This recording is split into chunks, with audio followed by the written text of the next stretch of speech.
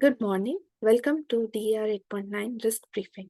This presentation is brought to you by our security team consisting of Anushri, me, Nityashri, Sonali, and Vaishnav. The agenda for this meeting is to go over the threat, associated risks, strategies to address those risks, and some high priority recommendations. As we know, smart meters and companies managing them around the country are being attacked, and DR 8.9 might be next. Should that happen, they must be prepared to handle the situation to the best of our ability. So it's important to identify the risks and address them. Some of the major business risks include financial loss because of the cost of repairing and replacing affected meters, legal fees, and compensation for affected customers. A delayed incident recovery will negatively impact investor and customer trust in the company and lead to reputation loss. The company may need to divert resources away from other strategic initiatives to address the issue, potentially impacting the long term growth of the company. I will be continuing with the associated business and client risks. A cyber incident most likely results in increased insurance premiums, further negatively impacting the company's financial posture. Disruption of energy distribution network causing power outages or affecting energy billing processes may disrupt the company's operational power. The attackers may also seek to steal intellectual property related to smart meter technology, potentially leading to competitive disadvantages if this information is leaked or sold on the dark web.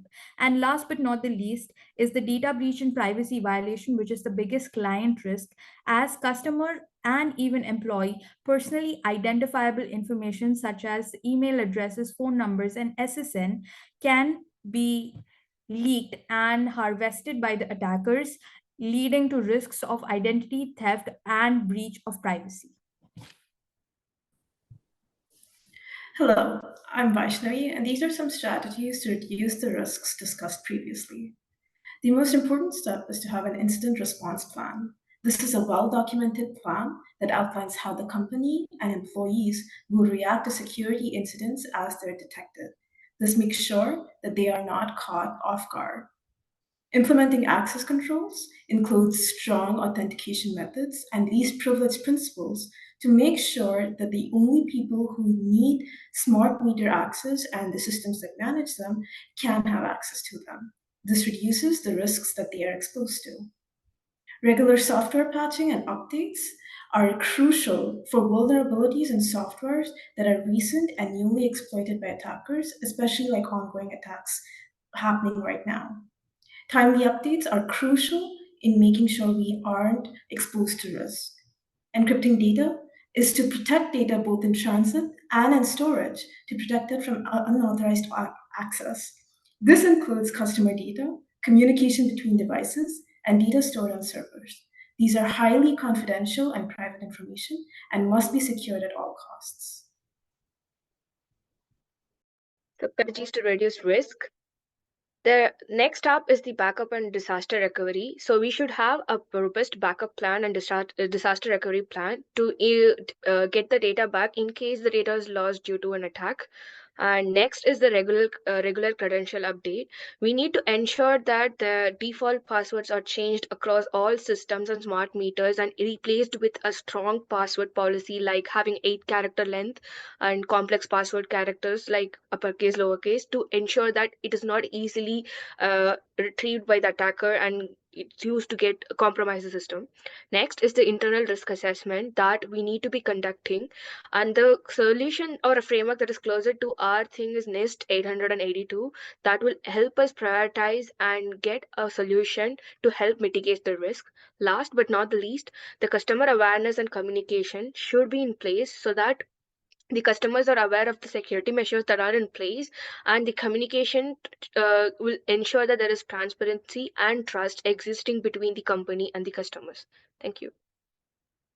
Next, we are going to talk about high priority recommendations and solutions that we are going to offer. So first, we are going to start with network asset inventory, which is also one of the most important part of this recommendation, where we are going to list all the devices and all the assets which are there in the network and finding the vulnerabilities for those devices. Then we are going to create a compliance report enlisting all the details and our findings. For this, we are going to use the open source tool as Nmap and OpenVAS. Next, going to the segmentation. In segmentation, we are going to create different zones so that if there is one cyber attack happening in one zone, it should not be spread to the other zone, for which we do not have to need to buy any new software or any new tool because we already have firewall in place. So we are going to have our our network engineer to create configurations related to those segmentations. And then we are going to have intrusion detection and prevention system for preventing and detecting any kind of malware and threat which is coming into the network. Going on to the next slide, where we have monitoring. For monitoring, we are going to have SIM tool, which is the Hive. Again, it's an open source tool for continuous monitoring. And then the security awareness session. For security awareness session, whatever our network engineer is implementing for you, it will be transferred as a knowledge to your engineers, and we'll have workforce training guides and tabletop exercises for your engineers. All of these 5 steps that we are going to provide would just require 40 hours of total resource requirement. And for that, the network engineer cost per hour is $110, and total cost will be $4,400, which is again a minimal cost for implementing all these steps. And the best part is that we have all the open source tools. So we just need an engineer to implement these. Thank you.